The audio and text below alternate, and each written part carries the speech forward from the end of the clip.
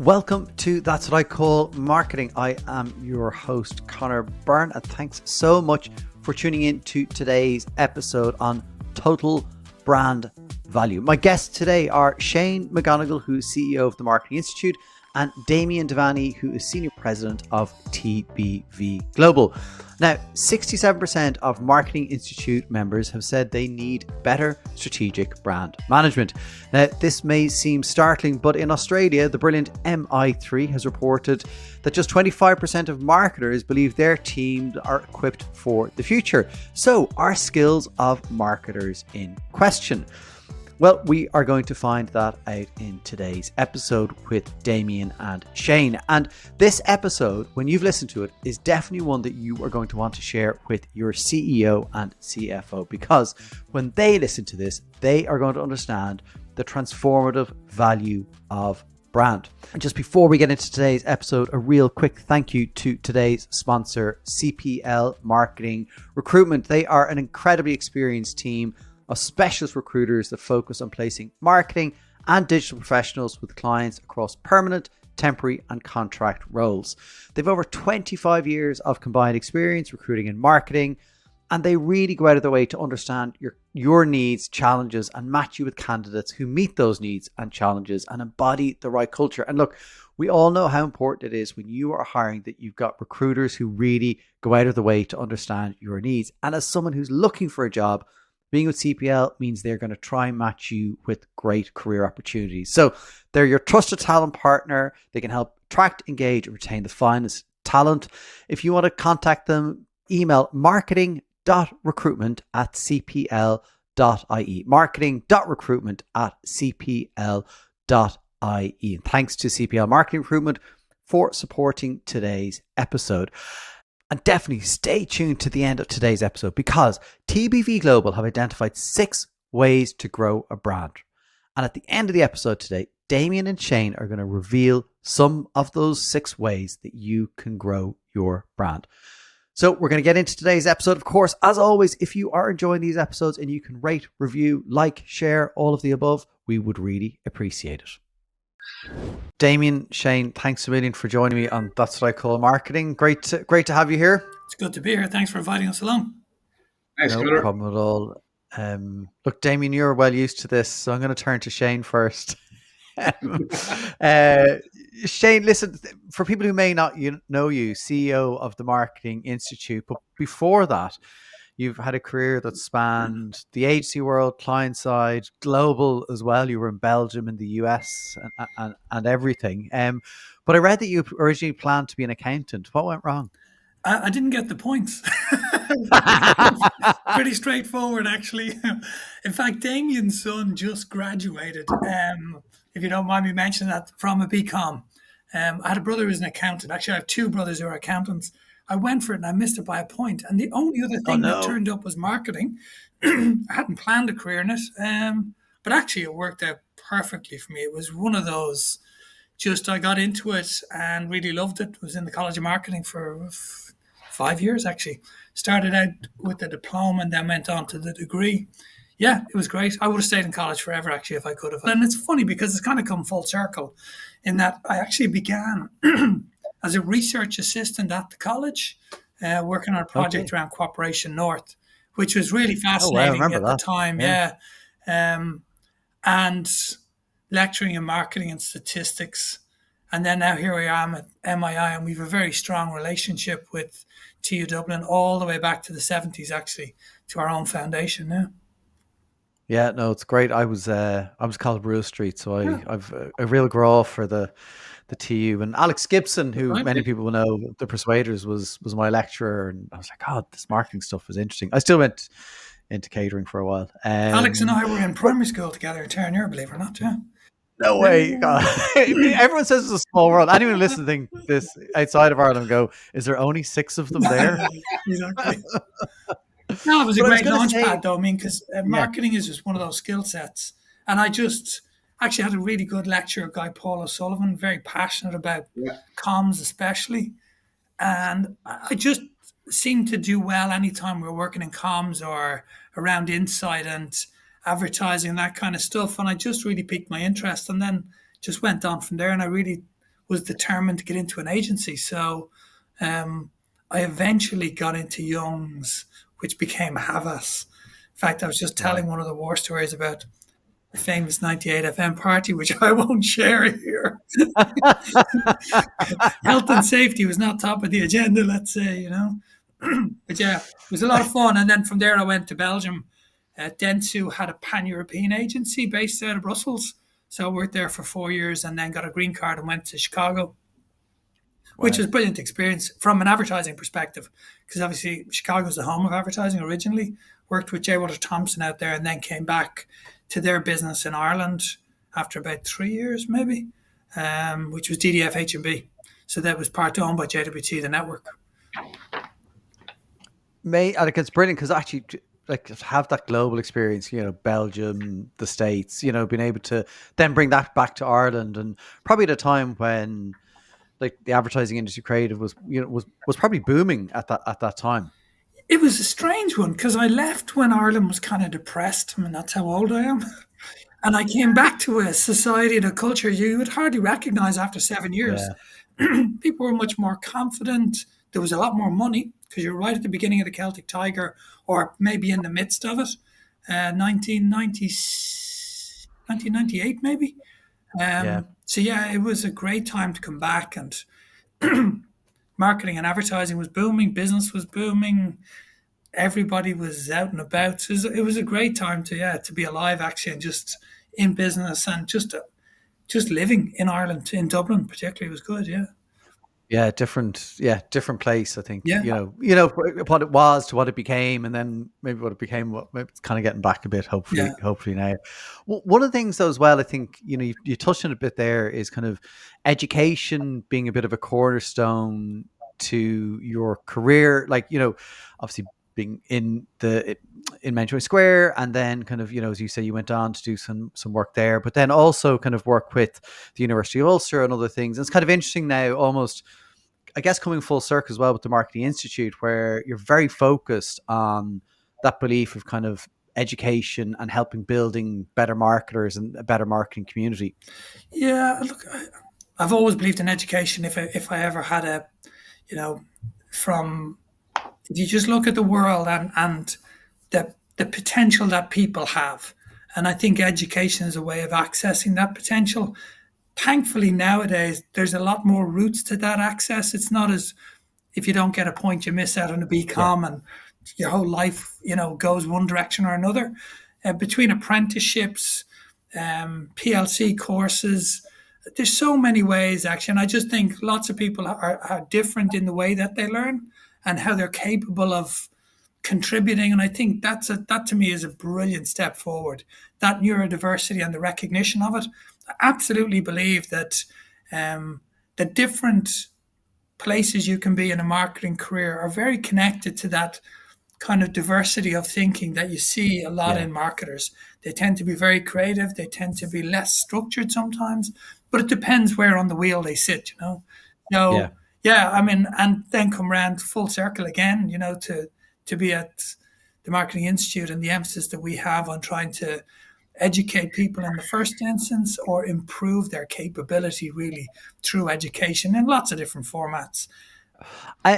Damien, as I said, thanks. You've been on a guest before. The first time we met on the podcast, we talked a lot about kind of transformation, as in the role marketers can have in transformation of a business, which is a phenomenally successful episode. Really, really, really popular. And then we caught up again late last year to talk about the famous Guinness Christmas ad. Again, another incredibly popular episode. I mean, no pressure on today's episode, but today you're here in your kind of capacity with TBV Global. Now, for people who may not be aware of TBV Global, can you just give a little bit of a background, kind of the origins and what you do? Sure. And it's good to be with you again, Conor. So TBV Global stands for Total Brand Value Global. It's a specialist agency that focuses purely on brand positioning, brand management, and the associated skills of that, both in terms of skills training and in terms of consultancy. all of our colleagues have to have 20 years experience on the client side and have had to have been a global CMO at some point, because you need, we always look for people who know what it's like when the agency leave the room, when you're 3 or 4 months into an initiative and you have to manage it across the business and across countries and across continents at different times. And it's a pure joy, because this is, of all the things that I'm passionate about in marketing, the thing that and I've been this way for 20 years, is passionate about training people on the practice of marketing. And luckily, our founder in TBV Global was the author of Dweeb, probably more than anybody else. He actually was given the responsibility to form that process. And he went around the world looking at other companies, other academic institutions, and worked with a team to develop an end-to-end system where you could really understand how to position a brand, and then, more importantly, how to manage that brand in a certain market with a certain amount of resource to achieve a certain amount of activity every year. And that's why we call it total brand value. The thing that we are passionate about is not just the branding and the positioning and the marketing, because by itself, that can result in better communications, which is great. Yeah. Or it can result in better marketing activity, which is great. What we drive for using our methodology is total brand value, which means cross-functional alignment across every department in the company, so everybody knows what their precise role is to bring that proposition to their customers or consumers. And when we interview CEOs, what they look for, what's really, really high on their priority list, is creating success in the marketplace commercially, managing the reputation as being a place to work, a good place to attract talent, a reputation for their brands and services, which drives pricing, and that their company acts in an efficient and effective way, meaning they act in an aligned fashion. How many times have we seen different departments do slightly different things?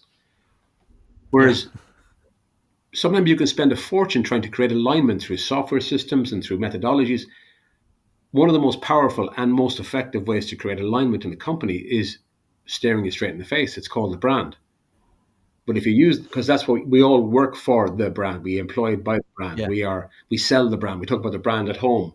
It's a very strong connecting tissue. So even if you're a small company, you can make an impact, because every part of the business knows exactly what it needs to do to bring that unique proposition to life. If you're SME, they may not have a big marketing department. And we've seen the transformation that happens to a company when they're trained in this process. So this is why we're delighted now to be bringing, in conjunction with the Marketing Institute, a world-class methodology used by the biggest companies in the world. And now we can make it available to no matter what size you are, to help improve how you manage the brands and how you create performance in the marketplace. So it's an exciting time for us, and it's something that we're very passionate about. No, and it's great, and we're going to get to kind of some of the detail on the course, but like there's a lot there that actually, even in the small words, that kind of matter. And Shane, like one of the words obviously is the word brand, right? And brand can kind of conjure up images from people of, you say brand, something like, oh, TV ad, right? And so I think almost fundamentally, like we want today actually is not just marketers to listen to this episode, but CEOs, CFOs, right? And I think that word brand can be problematic in an organization. What's your kind of take on that, and kind of how people can address that? Look, it's absolutely fundamental to your practice of your business, I would say. And I don't say that lightly. To Damian's point there, you're not buying the attributes of an Audi. You're buying, progress through technology, Vorsprung technique. I mean, you're buying into that brand concept.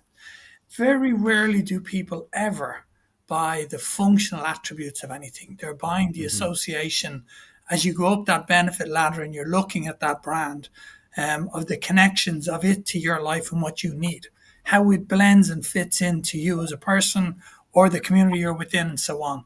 So I was just writing an article for somebody for Business Plus, and just talking about the best examples of how this works well. If you've ever shopped on autopilot, you just literally can go through the aisles and pick everything you need and you're gone. You're not thinking about those decisions. You're selecting the things, the brands that you want. And if you want, and it's not just about advertising, but if you want fresh bread, you're probably going to pick Brennan's, right? Yeah. And you're buying into, Ivan Hammond's going to be thrilled. and to the point of branding, like literally, like it's fresh, right? Brennan's understand through research and customer conversations, the bread market on the daily basis is about freshness. People, that's the signature thing, and they set about as a brand to own it. Now, it's much more than a slogan, I guess, for them, right? Because it impacts your ingredients, so your purchasing, your supply chain. It impacts your technology in terms of production and how you bake, how do you slice it, how do you package it, how do you deliver it. If you're going to live up to that brand promise of today's bread today, then there's a huge, as Jim was saying, like it's a great example of an end to end and how it brings it together. So look, you couldn't stress it enough. You're not, people very often, I know here's a strange anecdote on it. If you ever worked in NPD with people, they spend an inordinate amount of time trying to pick a name, right? It's horrendous and it's actually really painful because when they're picking names, they're associating the name with its literal meaning. Mm-hmm. So you say, there's our agency here is Verve, right? And they think, well, Verve, that's like energy, and they just think it's only about that. The reality is that brands become imbued with a whole range of values that are representative of the experience of engaging with that. It's not just about the name and its literal meaning, nor is it about the functional experience. It's the full package. And I think to Damian's point, when you understand that, that is about the interoperability of departments to deliver that brand promise. And the brand promise has to be delivered. Yeah, and that's where the word total comes in, right? Being really, really important. One of the things we like to say is to clarify this, is that marketing is the creation of demand and branding is the creation of something worth demanding. You need to be good at both. And I've often had that experience where you enter into a company and there's a sort of, sometimes a skepticism. One company in particular they're a phenomenal success, and I was asked to come in and work on their brand, and there was a little bit of skepticism. So I just stopped using the word brand for a while. And I asked them, are you interested in your reputation? And are you interested in managing your reputation? Are you interested in understanding what your customers and non-customers think of you?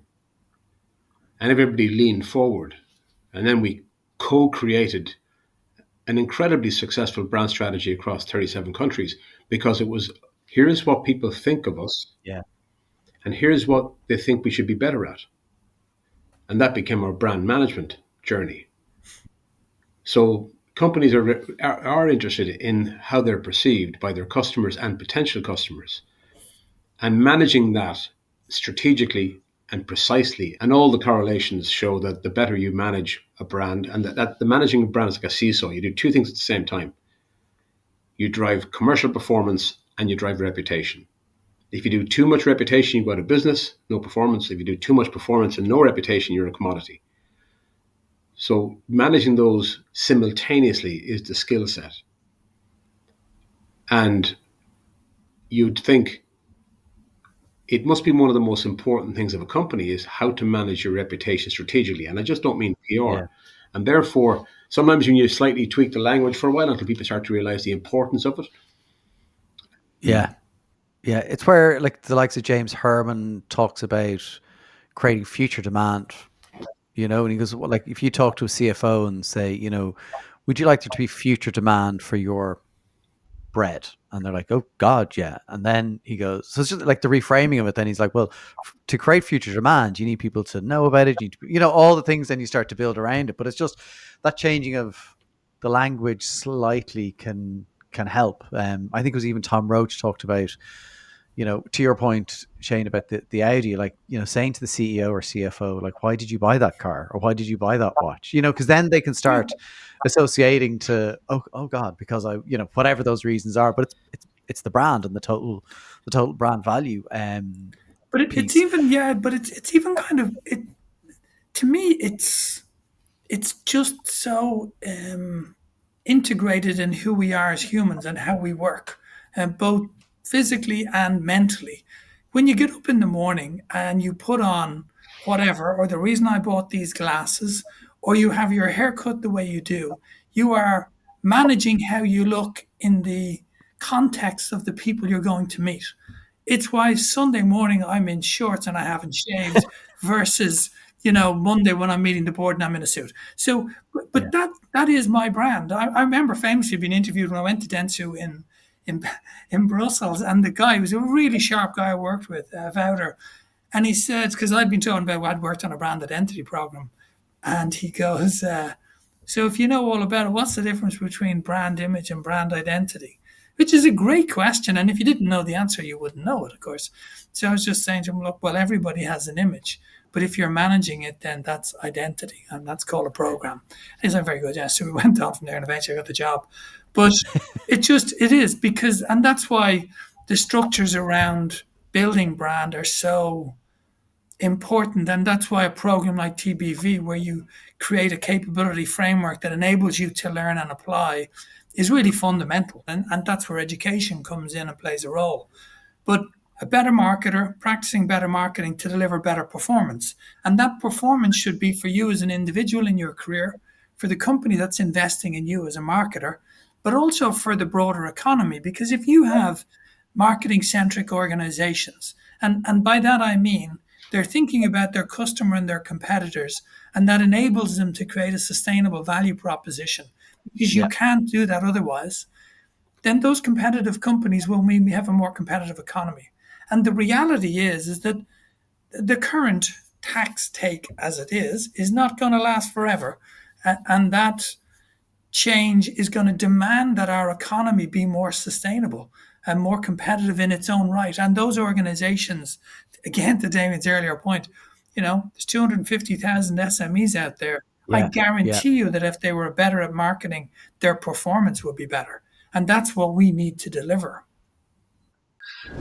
You are listening to That's What I Call Marketing. I'm your host, Conor Byrne, and today's episode is brought to you by CPL Marketing Recruitment. Yeah, interestingly, so when I spoke to Mark Ritson at in Cannes, and we talked about it, and I asked him about small brands. I was like, a lot of the evidence that we have is for bigger brands, and it's very easy for people to kind of go, this is for, it's a Coke or it's a Mars or whatever. And I said, well, what's the story for small brands? And his view was, well, small brands will just stay small. And James Herman had a very opposing view, which was, but every big brand was small once, right? And so I think for me, I'm going to go with the James view, which is the opportunity is there for smaller brands to grow, and with better marketing kind of skill, capabilities, no matter the size of the organization, that opportunity, marketing can help grow. Like, marketing is a growth engine. Well, I do think, though, that it's an interesting kind of question, because some companies don't want to be big. Some brands, that's just not what they want. But the unfortunate reality of a commercial economy is that if you don't, you're at the mercy of bigger brands who will come in and just take you out. So you may have a period of time where your proposition just works, and you may stumble upon it. You could be fortunate, you just happen to be good at it. But over time, that will erode, because the conditions upon which that value exchange has originated will change. Some of that will be because of competitive forces, those bigger brands coming in, and some of it will just be a lack of relevance as society changes. And it's not that you need to become big, but you do need to evolve. That's where brand management, to Damian's point, is kind of fundamental. Listen, I have a lot of time for Ritson, really do. He comes in the same bailiwick as we do. But if you're a small company, the benefit of having a proven world-class process is, number one, you understand precisely what your brand or proposition stands for. Two, you do the numbers. You really clarify what growth means and how you have to do a specific number of activities to hit those specific number of targets. And thirdly, it makes sure that the small budgets you may have are totally leveraged, because every part of the small company knows exactly what it needs to do. In this process, we're not going to give you a bigger gun. We'll give you a much, much sharper aim. So you spend your money much better in a very specific way. And that's how you grow. You have to target well, understand insights well, develop your proposition in a way that you know exactly why you're spending a certain amount of money against certain specific ways of growing in 12 months, and that the whole company understands it. So your engineers and your peers who are accountants can all look at this and go, I get this. This makes sense. And that way marketing becomes an ever more respected part of the growth strategy of a company. And one of the things we've touched on, but I'd love to get into it a bit more, is that the need for it not to just sit within marketing, right? This has to be part of an entire organization. What are the tools and techniques that people might be able to take away with them that's going to bring the whole organization with them? Yeah. So that's exactly the point. You're dead right. So the beauty of it is when you have a fully designed system, there aren't many tools, Conor, but they're all linked together. Each one drives the next piece of logic. So we end up bringing people through your target market, bringing through your brand essence, your desired brand positioning. We identify there's only 6 ways to grow. What way are you going to grow? How to differentiate your competitive understanding. And then we give people and work through tools on brand positioning. We have a very, very effective brand positioning tool, which allows you understand clearly the role between your brand promise and your brand purpose. And that in itself is an area of much confusion in the marketplace. Mm-hmm. And then in terms of driving for commercial decisions, we developed the brand and the consumer goal tool, which allows you to translate, let's say, a growth of 10%, which is useless by itself. We translate that into an actual consumer or customer specific type of goal, which helps clarify time, resource required, and exactly what you're doing. And then we bring in our integrated activity planning, which allows people work through how to go to market, given your target market, your growth strategy, your barriers, your drivers, your insights, and what you must do. So you end up living through it, working through it, competing through it, and then walking away with tools that are integrated and simple. That's the beauty of it. Simple to implement. And we've done it all over the world with some of the world's biggest brands. And each time we've honed in to make it better and better and simpler and simpler. Because over the years, the truth is we've found, and then there's also the methodology of using those tools to create cross-functional alignment when you go back to the business. Right. And that kind of, that ability to kind of bring it back and do something cross-functionally with it. You mentioned there, Damian, the plan, and you came at the very end of everything you talked about. And, there's probably a reality that a lot of people are operating on plans. That we have plans of activity that maybe they're kind of showing up as a marketing strategy. Do you see those gaps in the market currently? And I probably have that question for both of you. Well, I never try to criticize. I don't feel comfortable criticizing initiatives or people at all, because it's down to training. So in the last month, 2 CEOs in 2 countries have asked me to look at their plans. 2 very different type of companies, very, very good reputations. And this is today, right? Yeah. One had so many activities. It was like I just thought, you can't do all of this. There must be 40 activities a month, every month. And the potential to damage or misstep in front of your customers can happen 40 times a month. So it was the result of years of activity and nobody shouting stop and going, how many specific decision makers are we trying to influence in this marketplace? And we brought it down to nearly about 17. If your objective is to influence 17 people to think or behave differently, what's stopping you doing that? What's helping you do that? What's the underlying insight? And therefore, you might find out you only have 4 things to do a month, not 17, not 40. Yeah. Nobody has trained this team in particular on the upstream thinking. They're all focused on downstream execution, which takes time, takes money, keeps Exactly. Yeah. people busy because nobody's been trained in the upstream thinking. Cut that to a different team, different CEO in a different marketplace said, we've a really important innovation we're going to launch. And it is actually an excellent innovation. Here's our marketing plan.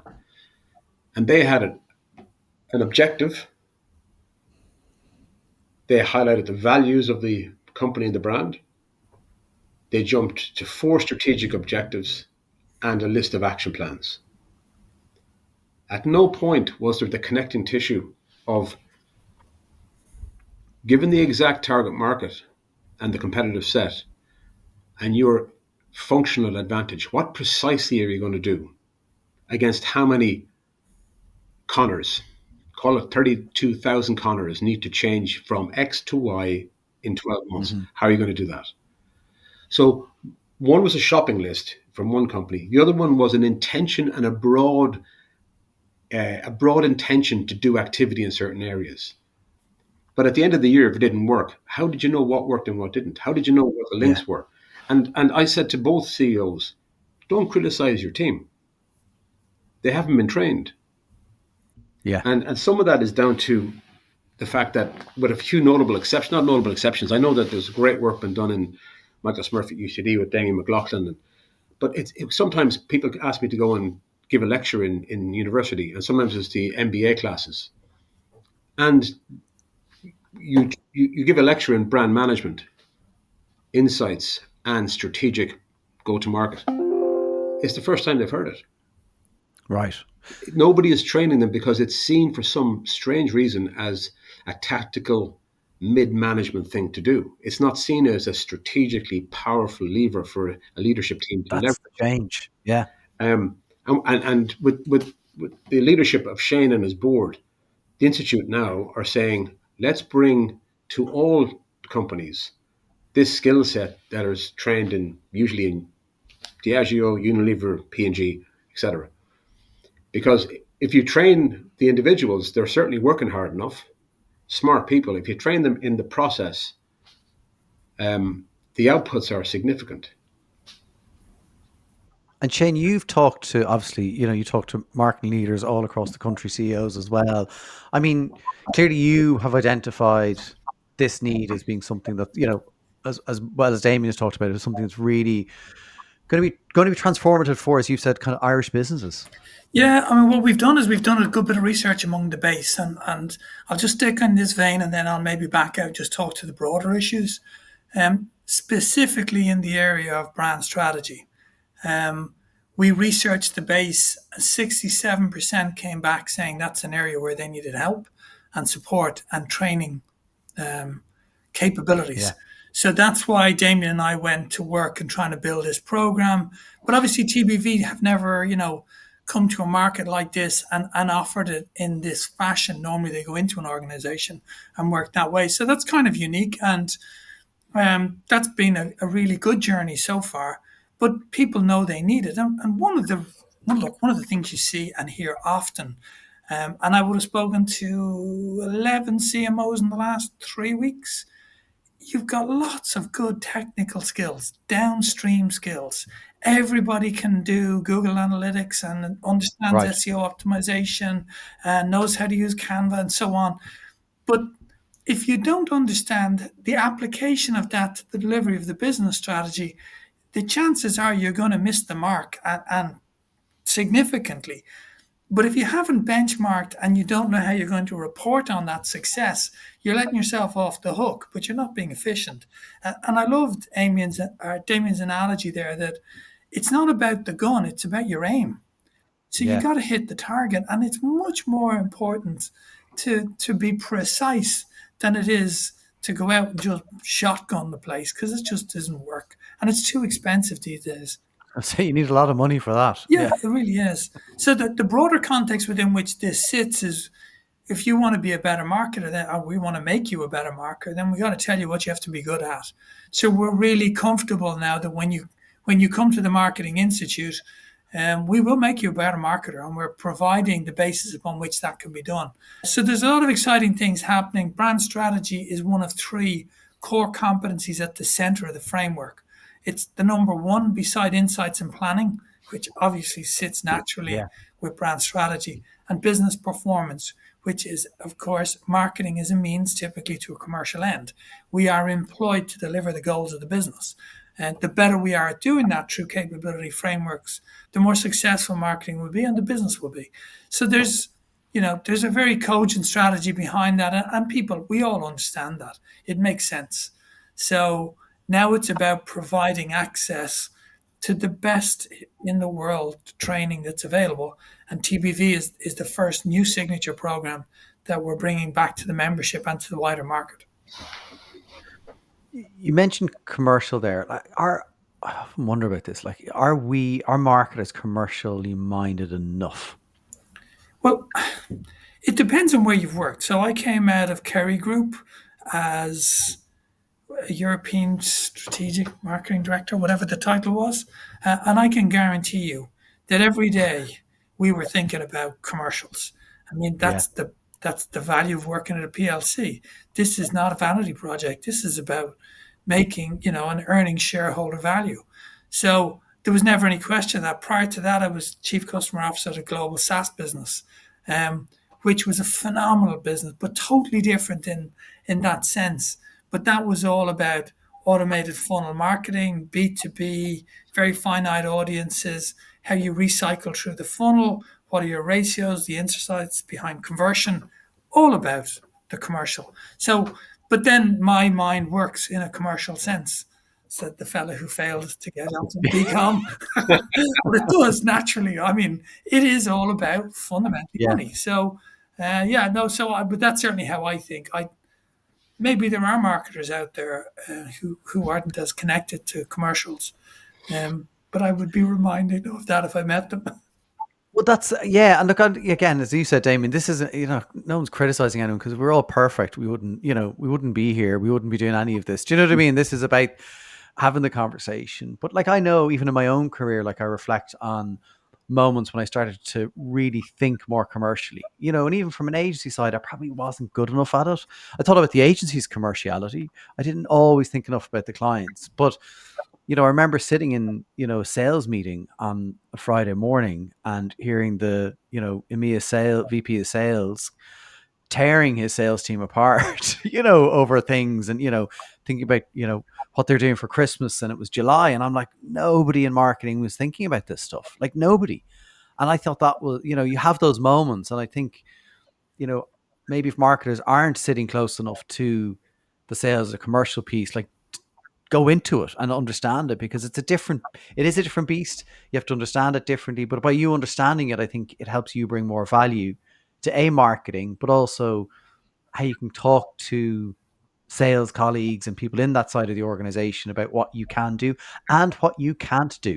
Like, I think that's really important, because sometimes marketing is held up as marketing should fix this problem. You reminded me of something. It was probably the first time I've really got it when the whole thing hung together properly, and it was in Bailey's, because marketing's contribution to being commercial, the contribution that you can have face to face with the CEO or CMO, is you are about creating demand and driving growth.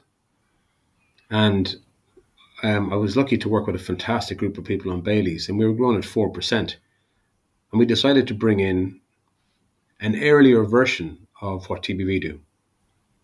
And we clarified that the growth strategy was not optimal. So we changed the growth strategy. Right. And we changed it very specifically, and we believed in it so much that we went after a massive increase in spend. And we guaranteed the company we'd pay them back in 12 months.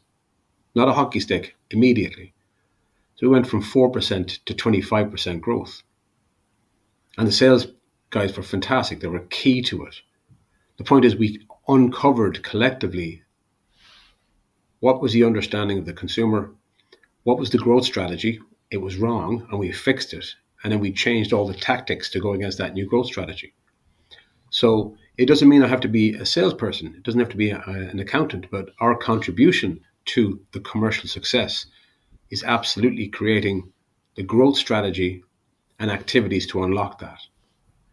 And that's why I always feel that so many companies have potential to grow faster or bigger than they currently are if they had made those upstream decisions, which build confidence to drive resource against the objective. And Bailey's is a wonderful story, continues to grow. I'm knocking the lights out now, but the thing is like I think the American Advertising or Marketing Association did research, I think, a number of years ago about marketing plans, and something like 60% of marketing plans across every industry had the same growth strategy, which was increased frequency. And you can understand why. You do well and you say, all right, sell more to those people who like us. Yeah. And then at some point, you can't buy any more. You bought enough. And then you fail. And you think, why do they keep doing the same strategy? Not realizing that consumption frequency was not the same strategy to follow every year. They should have then moved to one of the other growth strategies. These upstream decisions aren't given enough time to breathe, to create clarity, and to adapt as your marketplace adapts. And again, giving people the confidence to know there's only 6 ways to grow. Become expert in those 6 ways, and you don't waste money. Your CFO and CEO will be going, well, this is more efficient. For example, a few of them are, you're new to the marketplace. That means you've never bought into that marketplace before. You have to be told the benefits of it.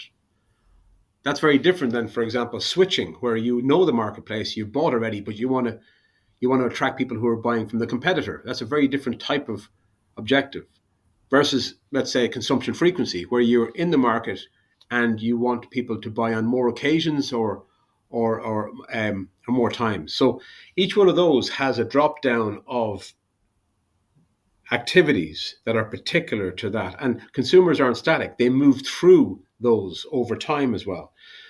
It's really important. And we go through examples of the 6. We bring them to life. Why that's very important is because all of that is an input into clarifying your consumer goal. And we tell people, don't accept a goal which says, I want to grow by 10%. What you accept is, we're going to convert 17,500 Paulas to purchase X versus Y and switch from X to Y in 12 months.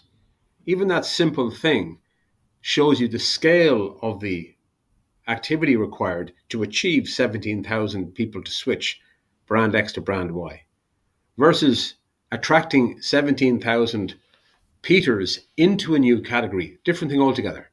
Yeah, this is more effective. I know what we're doing now. Everybody knows a bit, right? It's how it's linked together into a usable, simple methodology is the issue, or the opportunity, I should say. Yeah, and before we close out, I just add on that, Damian, like the TBV is an excellent partner, and it's a phenomenal program. And when we talk to CMOs, we need to build our marketing muscle. We need capability frameworks that allow us to be able to stitch this together in the context of commercial strategy that proves the impact of marketing in business and on the economy. So if people are interested, come to mii.ie and you'll see details on the course. It's called Applied Strategic Brand Management, and it takes place on the 29th, 30th and 31st of October in person in Dublin. And thanks a million, Conor. Really appreciate the opportunity to chat today. Thanks, Conor. Thanks a million both. Cheers. Bye. Well, I hope you enjoyed today's episode with Shane and Damian. They have huge experience, lots of insight and lots of value to add. And look, regardless of whether you do the amazing course at the Marketing Institute or not being paid to say that, it does sound like an amazing 3-day in-person course. There's huge amounts to take from today's episode, and I really hope you are sharing this with CEOs, CFOs, and your leadership. And if you leaders are listening, you can start to really understand how the narrative should change about brand and understanding total brand value and the transformative nature of brand in an organization. It takes everybody to be involved. It takes an entire organization to believe in that transformative power of brands. And look, There are people out there who believe that brand is a bad word and, they show ads that never worked and all that kind of stuff. They don't understand the true transformative value of brand. And honestly, they're getting away with it. And it really, really frustrates me. But taking today's episode, taking the key highlights, the insights from this, even as say, if you don't do this course, you are going to be able to start thinking and talking about transformative value of brand in your organization. So I hope you found it powerful. I hope you found it useful. And please, as I've said before, if you do enjoy these episodes and you can share them with other people, it really helps the audience grow. It helps other people understand these concepts. Again, the transformative value of a brand feels like a concept we want more people to know about. Thanks again to today's show sponsor, CPL Marketing Recruitment. They are an incredibly experienced team. They've over 25 years combined experience recruiting and marketing. And what I love about CPL Marketing Recruitment is they go out of their way to understand your needs. From a client's perspective, they figure out the challenges and really try and make sure they match you with the right candidates. And from a candidate perspective, they really care about making sure that you are going to be working in an organization where you are going to be able to grow and you're going to be able to sustain your career there. So as a trusted talent partner, they're going to help attract, engage, and retain the finest talent. So if you are looking for great marketing talent, contact marketing.recruitment@cpl.ie today, and they will help you figure out the next steps. Marketing.recruitment@cpl.ie. And thanks so much to CPL Marketing Recruitment for their support of That's What I Call Marketing. That is it for today's episode. Of course, a new episode will be coming out next Tuesday. Every single Tuesday, we have new episodes coming out. So I really appreciate you for tuning in wherever you are listening or watching. For me, your host, Conor Byrne, take care.